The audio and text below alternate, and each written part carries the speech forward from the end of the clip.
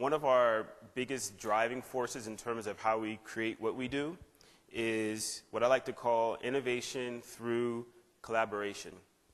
And it's this need that in order to reach the target audiences, that you need to have innovation with your teams. You need to have your designers and your writers and your programmers. You need to have everyone working together, trying to push the envelope in creating cool experiences.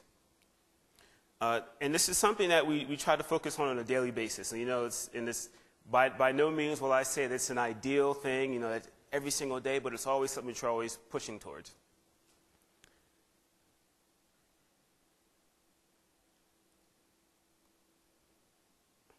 Okay.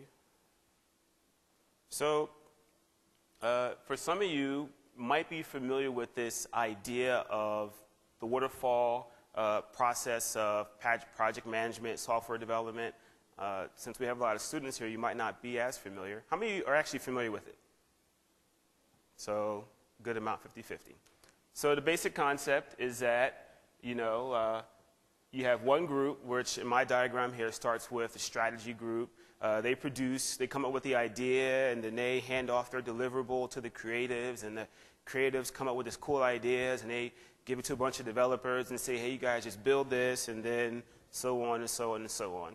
And obviously, this process isn't great for innovation because you don't give your teams time to come up with something, work it out, go back, and just sort of so everyone's working together. That's why I say it's bad for innovation. Unfortunately, a lot of times, because of the time frame or budget, we get forced into this process in general project management terms.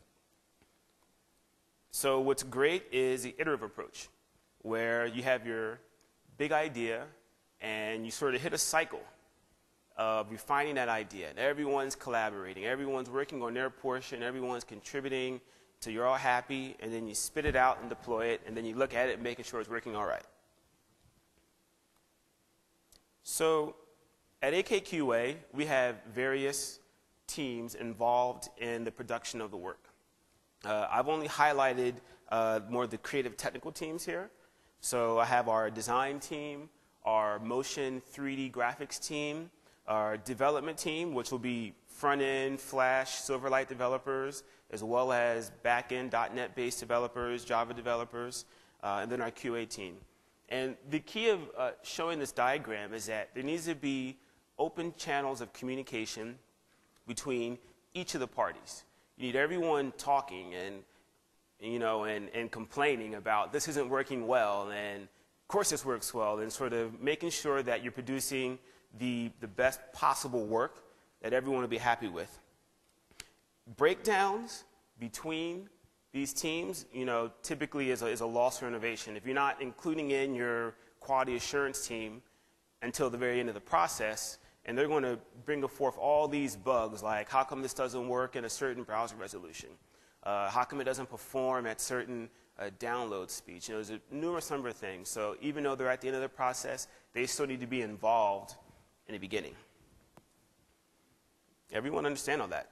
Cool? All right. So